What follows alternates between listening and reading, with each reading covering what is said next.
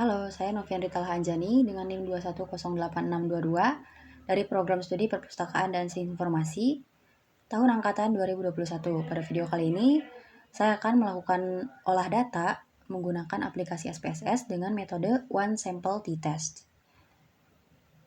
Nah, One Sample T-Test sendiri tujuan utamanya adalah untuk membandingkan rata-rata sampel dengan rata-rata populasi keseluruhan. Karena one sample t-test ini merupakan parametrik statistika, maka dugaan utama yang harus dipenuhi adalah distribusi data bersifat normal.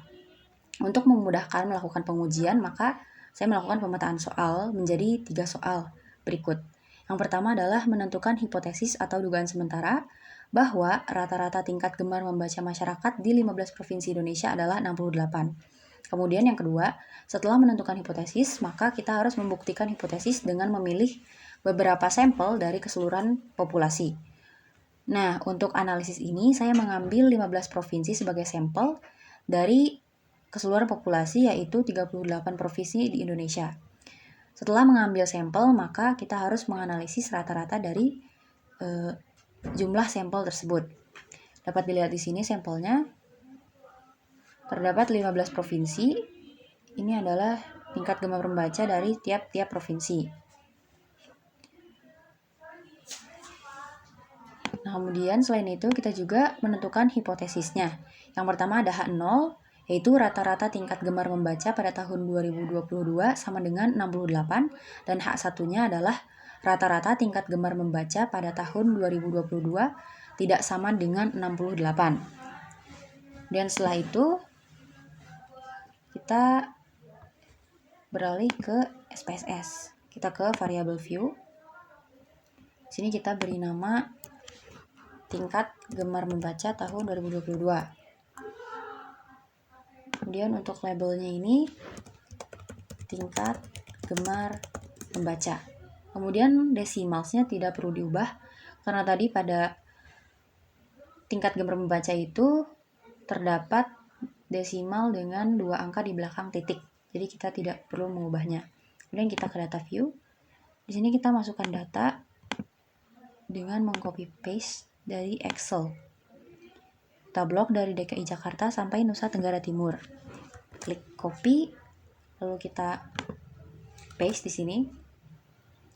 Nah, sebelumnya kita harus memenuhi syarat terlebih dahulu, yaitu distribusi datanya bersifat normal. Maka kita uji normalitasnya dengan memilih descriptive statistics, lalu kita klik explore. Di sini tingkat gemar membaca kita masukkan ke dependent list. Kita klik plots, lalu kita checklist normality plots with testnya. Lalu continue dan oke.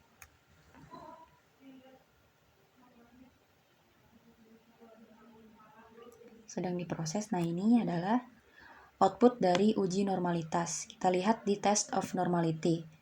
Dapat dilihat di sini signifikansinya adalah 0,161 dan untuk Savira-Wilk-nya signifikansinya itu 0,083. Kita lihat lagi di sini ketentuannya.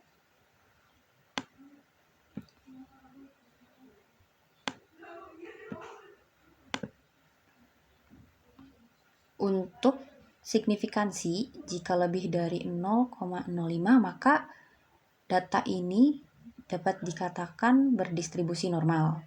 Setelah itu kita bisa melanjutkan one sample t-testnya. Kita klik X, lalu kita tidak usah save karena ini tidak terlalu diperlukan. Selanjutnya kita lakukan one sample t-test, klik analyze. Lalu kita pilih compare means. Nah, di sini ada pilihan one sample t-test, kita klik. Untuk tingkat gemar membaca kita masukkan ke test variables. Di sini test value-nya itu berdasarkan hipotesis awal. Karena hipotesis awalnya 68, maka di sini test value-nya kita ketikkan 68 juga. Lalu kita klik OK. Nah, ini output-nya dapat dilihat di sini. Kita untuk memutuskan hasilnya, kita menggunakan signifikansi saja. Di sini dapat dilihat bahwa signifikansinya itu 0,250.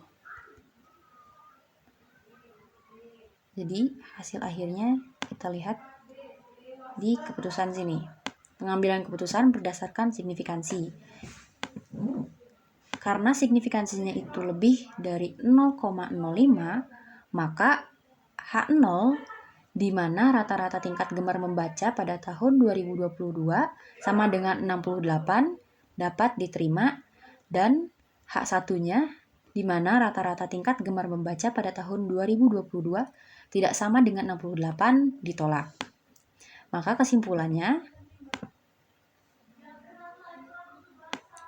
rata-rata dari tingkat gemar membaca masyarakat di 15 provinsi Indonesia adalah 68. Lalu setelah ini kita bisa menyimpan outputnya pada perangkat kita. Kita masukkan ke sini. Output one sample t-test. Lalu kita klik save.